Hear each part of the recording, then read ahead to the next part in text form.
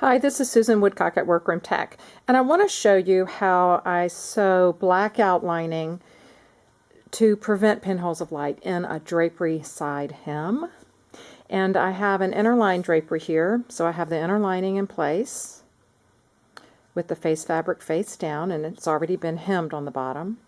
And the blackout lining is brought over, and you can see I've cut away the inner lining. I've cut away 3 inches, trimmed away of inner lining to expose the face fabric.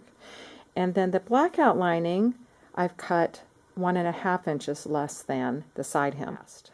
I'm using Coats hand quilting thread. This is an old spool. The spool design has changed, but a lot of these colors last forever. So this is a nice medium blue.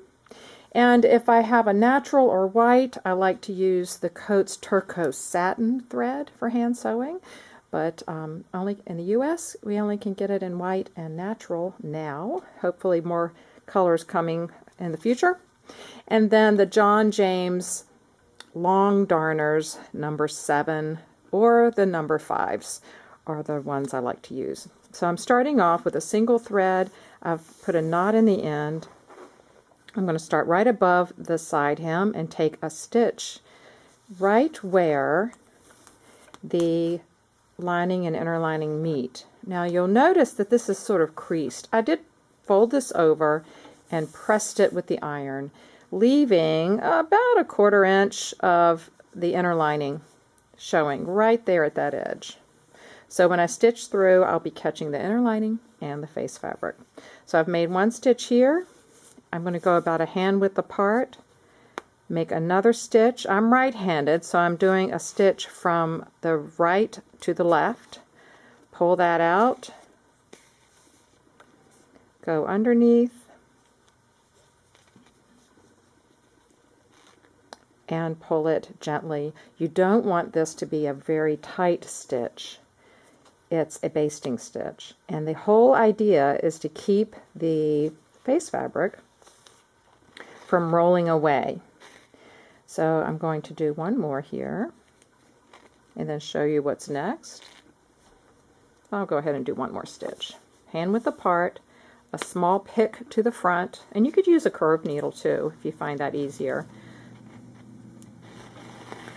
Okay, now what happens next is this will turn over, and then I'll turn over again to create a side hem.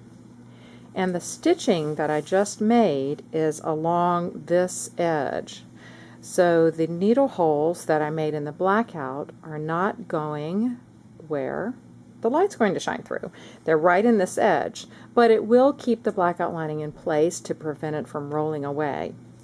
Normally when I'm sewing a side hem, I like to take a stitch to the face along the side hem. So about a hand width apart, I'd have a stitch here all the way through to the face, then another stitch here all the way through to the face.